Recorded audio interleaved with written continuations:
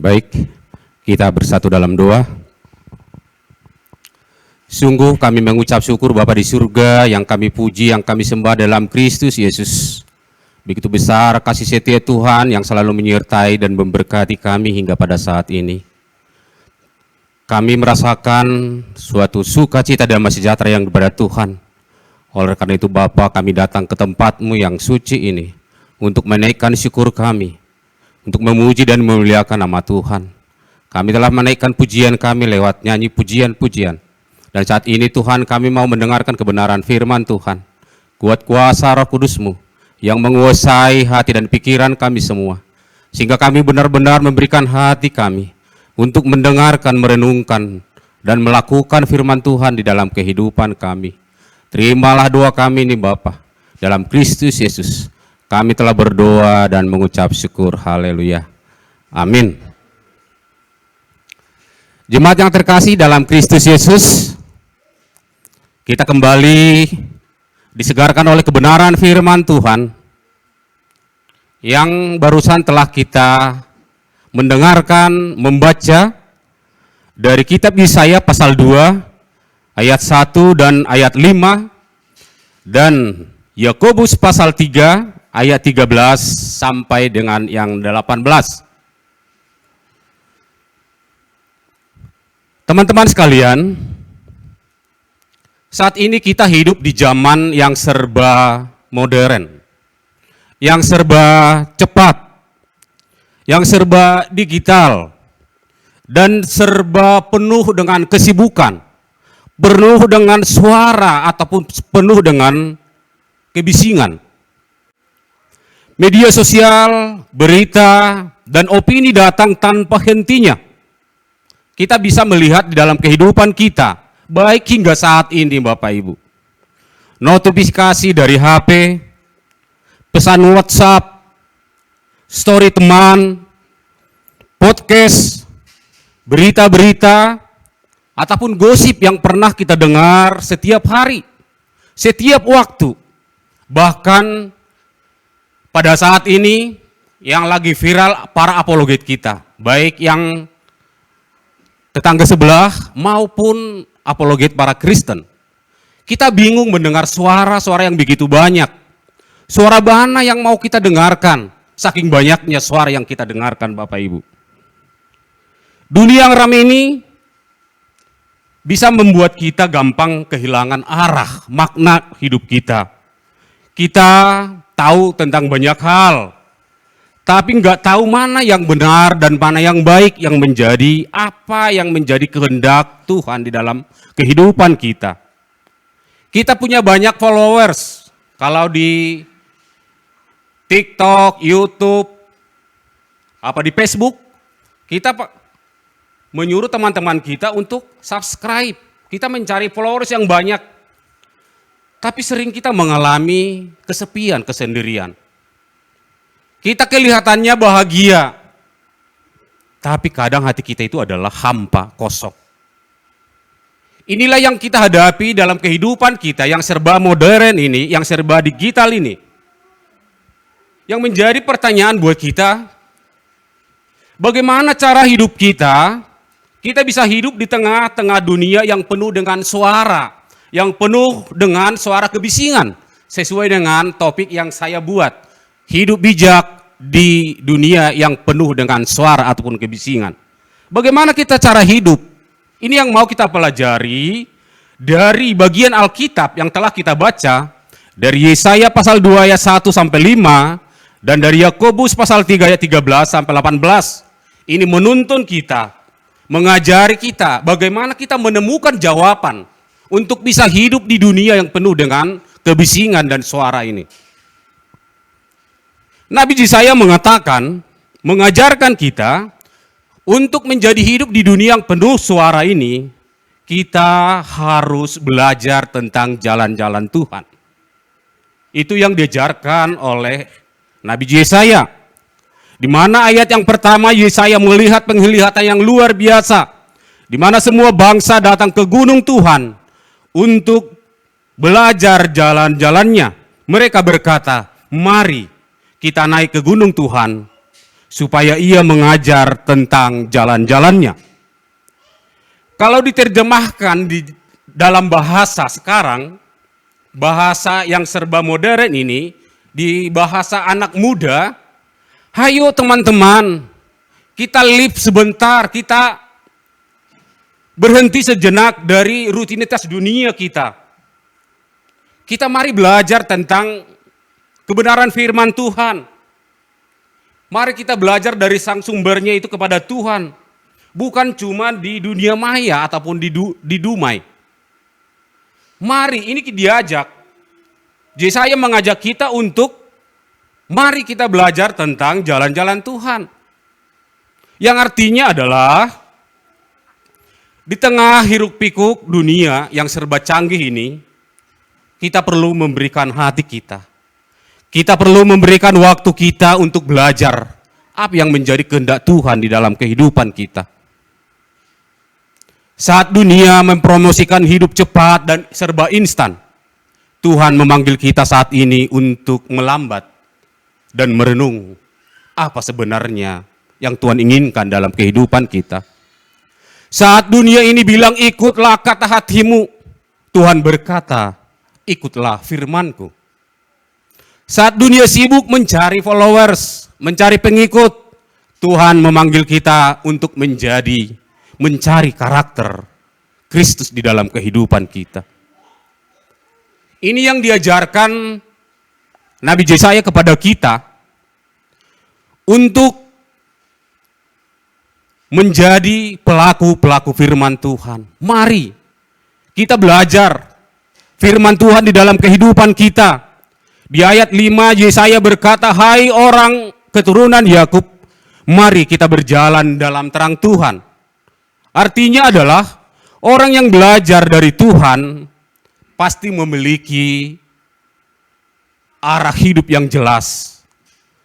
Memiliki karakter Kristus. Hidupnya tidak akan tersesat, tapi memiliki terang di dalam dunia yang serba tren sekarang. Oleh karena itu, apa yang mau kita lakukan? Firman Tuhan mengajarkan kita lewat Nabi Yesaya, ambillah waktu, kita merenung, berdiam sejenak. Mari kita berikan hati kita untuk membaca firman Tuhan. Mari kita berdoa dan merefleksikan diri dalam kehidupan kita. Ini yang mau kita biasakan di dalam kehidupan kita. Mulai dari pribadi kita, diri kita sendiri.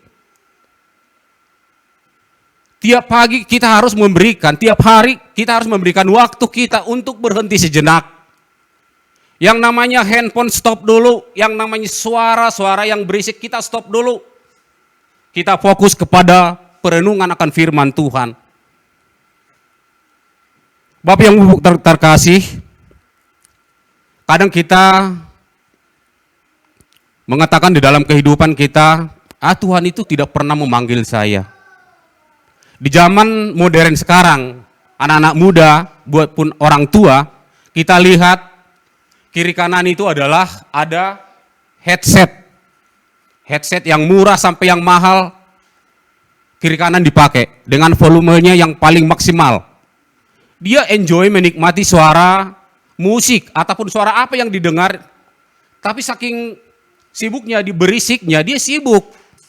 Ketika ada temannya memanggil ataupun orang tuanya memanggil, kalau ke anak dipanggil namanya tapi enggak didengar karena kesibukan dengan kebisingan suara yang ada di dalam headsetnya. Dia tidak mendengar, bukannya tidak dipanggil. Demikian juga kita Bapak Ibu, teman-teman semua, bukannya Tuhan tidak memanggil kita, tapi kita fokus kepada apa yang menjadi dunia ini. Kebisingan-kebisingan dunia ini, persoalan-persoalan hidup di dunia ini kita bawa. Kita fokus kepada persoalan dunia, sehingga kita lupa mendengar akan panggilan Tuhan. Lewat firman Tuhan ini kita diingatkan kembali, kita dicas kembali, supaya kita di dalam kehidupan kita live sebentar, kita meninggalkan waktu kita. Mari bersekutu dengan Tuhan, ambil waktu untuk membaca dan merenungkan firman Tuhan. Yang kedua, Yakobus juga mengingatkan kita supaya kita bisa hidup di dunia yang penuh dengan suara ini. Yakobus memberikan satu pelajaran buat kita bahwa di dalam menghadapi hidup ini, Yakobus mengajarkan bahwa hikmat itu ada dua, yaitu hikmat dunia dan hikmat dari atas ataupun hikmat dari Allah. Firman Tuhan ini, Yakobus menantang kita, menantang generasi muda saat ini, dengan pertanyaan, siapa di antara kamu yang bijak dan berbudi? Ini Yakobus menantang kita pada saat ini, Bapak Ibu. Menantang saudara dan saya. Siapa di antara kita yang hidup kita bijak dan berbudi? Ini bisa kita jawab di dalam hati kita masing-masing. Jawabannya bukan secara lisan ataupun tertulis. Itu bisa kita lihat bagaimana jawabannya dari cara ataupun gaya hidup seseorang di dalam setiap aktivitasnya. Di sini Yakobus menerangkan bahwa hikmat dunia itu adalah berpusat pada diri sendiri, yang mencari pujian dari orang lain, dan iri dengan orang lain. Inilah hikmat dunia. Ingin tampil beda, supaya dia terlihat keren, tapi sebenarnya hatinya adalah kosong. Baik di dalam kehidupan sehari-hari, baik di dalam pelayanan, hal ini sering kita lihat. Bahwa ada yang memang seseorang itu ingin tampil beda. Tapi firman Tuhan mengajarkan sebenarnya kita harus bersama-sama bertumbuh di dalam Tuhan.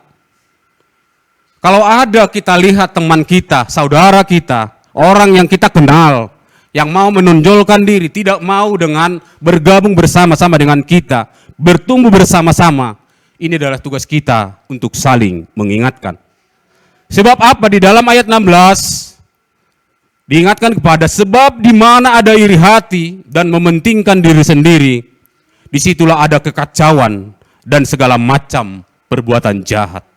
Ini tegas dikatakan di dalam ayat 16 bahwa di situ ada iri hati dan mementingkan diri sendiri, disitulah ada kekacauan. Bapak Ibu terkasih dalam Kristus Yesus. Yang kedua itu adalah hikmat dari atas ataupun hikmat dari Allah. Yang artinya hikmat yang berpusat kepada Tuhan. Kalau hikmat yang berpusat daripada Tuhan itu adalah, ciri-cirinya itu adalah rendah hati, lemah lembut, membawa damai, membawa sukacita, membawa terang di dalam kegelapan. Inilah kalau kita memiliki sifat-sifat ataupun hikmat dari Allah yang menjadi perenungan buat kita saat ini. Kita boleh bertanya pada diri kita sendiri. Tanya pada diri kita sendiri, sikap saya, omongan saya, tingkah laku saya, postingan saya di dalam media sosial, apakah itu membawa damai atau menambah drama kepada orang lain? Hikmat mana yang mau kita ikuti? Apakah hikmat dunia atau hikmat daripada Tuhan? Ini adalah pilihan buat kita pada saat ini. Tapi firman Tuhan mengajarkan kita lewat Yakobus, carilah hikmat Allah. Kalau kita memiliki hikmat Allah, berarti kita memiliki buah dan hikmat yang sejati. Itu di ayat 17 dikatakan. Yakobus menyebut bahwa tanda kita memiliki hikmat yang daripada Tuhan, pasti memiliki sifat-sifat murni, pendamai, peramah, penurut, penuh belas kasihan, dan buah-buah yang baik, tidak memihak dan tidak munafik. Inilah yang kita miliki seandainya kita memiliki hikmat yang daripada atas, hikmat daripada Allah. Kalau setiap anak muda, kalau setiap kita yang hadir pada saat ini memiliki sifat seperti sifat Kristus, sungguh damai sejahtera atas kehadiran kita dimanapun kita berada. murni dalam motivasi, bukan mencari pencitraan.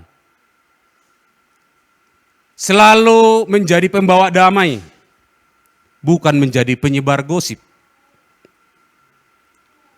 Penuh dengan kasih, bukan menghujat di komentar. Kita lihat di media sosial sekarang, banyak komen-komen yang negatif yang menjatuhkan orang lain. Jujur, bukan berpura-pura sempurna. Hikmat seperti ini bukan hanya terlihat waktu kita di gereja pada saat ini, bukan ketika kita belajar teologi ya, buat teman-teman yang belajar teologi ya, bukan saat kita berada di kampus contohnya, di tempat kerja, tapi di segala tempat. Di segala tempat kita diajarkan memiliki hikmat yang daripada Tuhan, sehingga kita boleh berdampak di dalam kehidupan kita. Ini yang diajarkan Nabi Yesaya dan Yakobus kepada kita pada saat ini. Dan itu juga yang disampaikan Yesaya kepada umat Allah yang ada di Yehuda ataupun Israel Selatan pada saat itu. Yakobus menyampaikan firman Tuhan itu juga kepada ke-12 suku orang-orang Yahudi Kristen yang hidup di perantauan ataupun di diaspora. Saat ini juga firman Tuhan ini sampai kepada kita pada saat ini, Bapak Ibu. Ini adalah bagian kita, ini adalah tugas kita selaku anak-anak Tuhan yang telah ditebus dari dosa, di mana Tuhan kita Yesus Kristus telah rela mati demi kita, telah rela disalibkan demi dosa-dosa kita, yang tadinya kita itu mati karena dosa, tapi memiliki hidup yang kekal. Bapak Ibu yang terkasih di dalam Kristus Yesus, dunia yang penuh dengan suara, dunia yang penuh dengan kebisingan ini, Nabi Yesaya mengajarkan kita supaya kita tetap belajar akan jalan-jalan Tuhan, mendengarkan firman-Nya, meluangkan waktu kita untuk Tuhan, dan tetap berjalan dalam terang Tuhan. Ini pelajaran yang kita dapatkan lewat kitab Nabi Yesaya, supaya kita meluangkan waktu setiap saat untuk Tuhan. Tanpa perenungan firman Tuhan, kita akan terbawa arus akan kemajuan zaman ini, Bapak Ibu. Dan Yakobus juga mengatakan, taburkanlah buah kebenaran.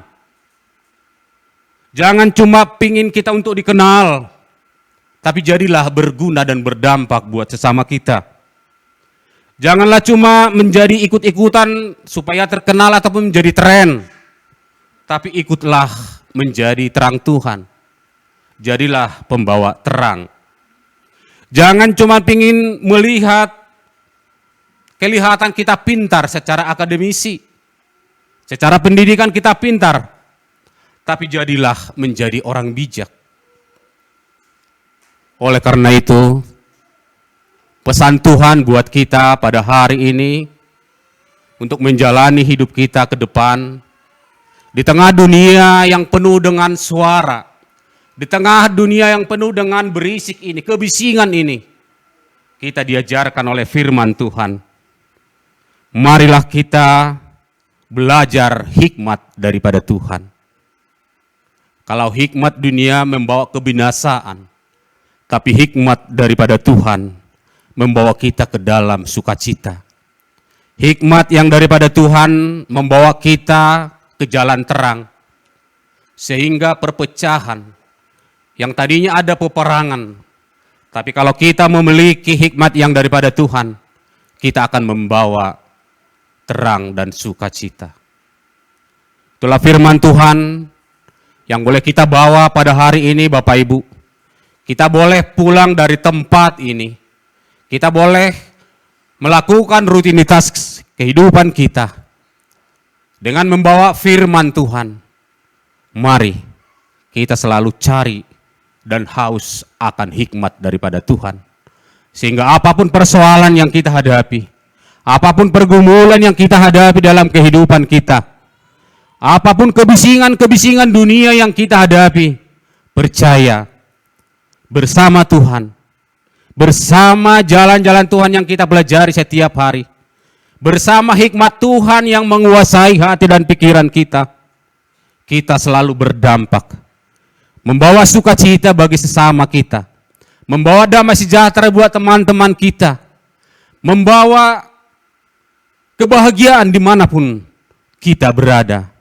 Kita selalu membawa terang dan berdampak dimanapun Tuhan kita tempatkan. Amin. Kita bersatu dalam doa. Bapa di dalam surga,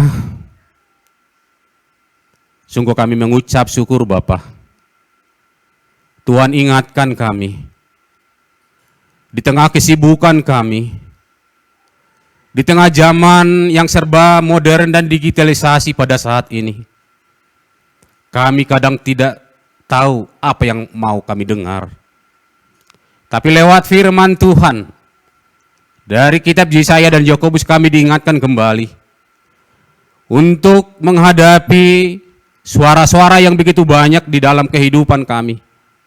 Kami diajarkan supaya kami memberikan waktu kami untuk merenung dan mendengarkan firman Tuhan dan menyerahkan hidup dan kehidupan kami dan mempercayakan kehidupan kami, hidup kami ke dalam tangan Tuhan, sehingga kami tidak terbawa oleh dunia, karena kami memiliki hikmat dari Tuhan, hikmat yang bersumber dari atas. Sehingga dimanapun Tuhan tempatkan kami selalu berdampak dan bermanfaat bagi sesama kami. Terpujilah Engkau Bapa di surga. Semua itu boleh kami lakukan dengan kuat kuasa Roh Kudus-Mu yang selalu menguasai hati dan pikiran kami. Karena kami tahu kami ini adalah manusia yang lemah, tapi Tuhan yang menguatkan kami sehingga kami boleh melakukan apapun yang menjadi keinginan Tuhan, perintah Tuhan di dalam kehidupan kami. Terpujilah Engkau Bapa di surga, di dalam Kristus Yesus. Kami telah berdoa dan mengucap syukur. Amin.